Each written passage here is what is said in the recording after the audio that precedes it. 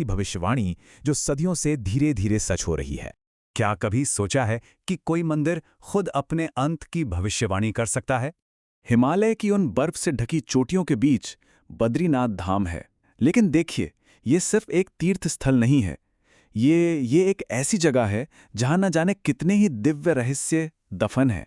पर सबसे हैरान करने वाली बात यह है कि इसका सबसे बड़ा रहस्य खुद बद्रीनाथ में है ही नहीं, वो तो पास के जोशी मठ के नरसिंह मंदिर में छिपा है।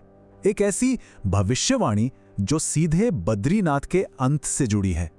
तो आखिर सवाल ये उठता है कि नरसिंह भगवान की इस मूर्ति का एक हाथ आखिर लगातार पतला क्यों होता जा रहा है? और यहीं पर वो डरावनी भविष्यवाणी सामने आती है।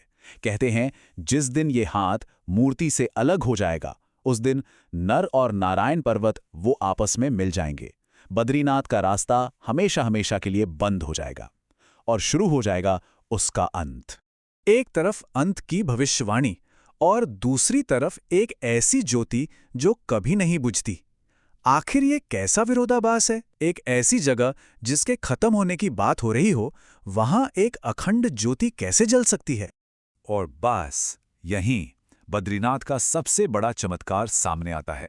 जरा सोचिए, 6 महीने तक मंदिर के दरवाजे बिल्कुल बंद, हर तरफ बस बर्फ की मोटी चादर, लेकिन उस अंधेरे गर्भगृह में एक अखंड ज्योति लगातार जलती रहती है, बिना रुके, बिना बुझे। तो इसकी देखभाल कौन करता है? आस्था कहती है कि जब इंसान वहां नहीं होते, तब स्वयं देवता आकर इस ज्योति की रक्षा करते हैं। ये भगवान विष्णु की इटर्नल प्रेजेंस, उनकी मौजूदगी का सबूत है। और मान्यता तो ये भी है कि इसकी एक झलक पा लेने से मोक्ष मिल जाता है। पर इतने दिव्य स्थान में एक ऐसी चीज है जो बिल्कुल फॉरबिडन है, एक पवित्र ध्वनि जिसे यहां इस्तेमाल करने पर सख्त पाबंदी है। ऐसा क्यों?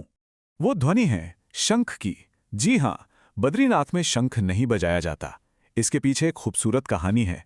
कहते हैं एक बार माता लक्ष्मी यहां ध्यान में लीन थीं और उनकी तपस्या में कोई विघ्न ना पड़े, इसलिए खुद भगवान विष्णु ने शंख ना बजाने का फैसला किया, और तब से ये परंपरा आज तक चली आ रही है।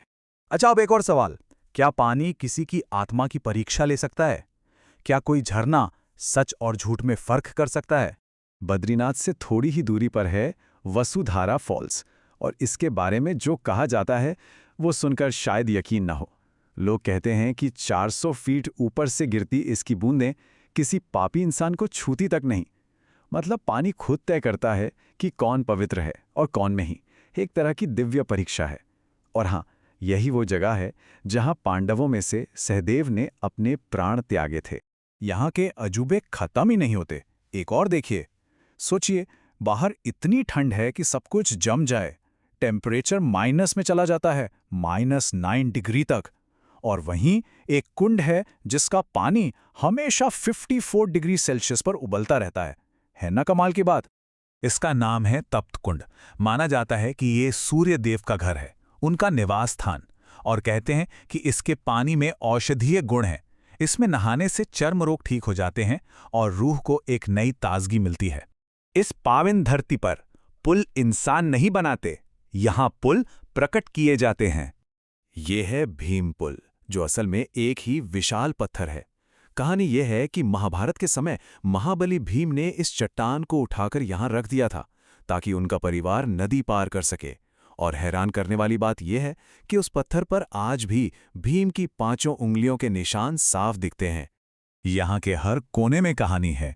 यहाँ तक कि मुख्य मूर्ति की भी अपनी एक अद्भुत यात्रा है। हुआ ये था कि सदियों पहले आक्रमणकारियों से बचाने के लिए मूर्ति को अलकनंदा नदी में छिपा दिया गया था। वो सदियों तक वहीं रही।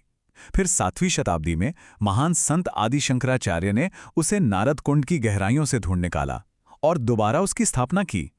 तो देखिए, एक तरफ इतिहास है जहां मूर्ति एक बार गायब हो चुकी है, और दूसरी तरफ भविष्यवाणी है जो उसके अंत की बात करती है।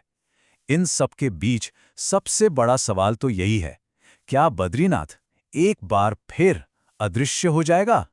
क्या जोशी मठ में पतला होता वो हाथ एक चेतावनी है, एक डिवाइन वार्निंग, या फिर मंदिर के अंदर जलती वो अखंड ज्योति हमेशा बने रहने का एक वादा है? एक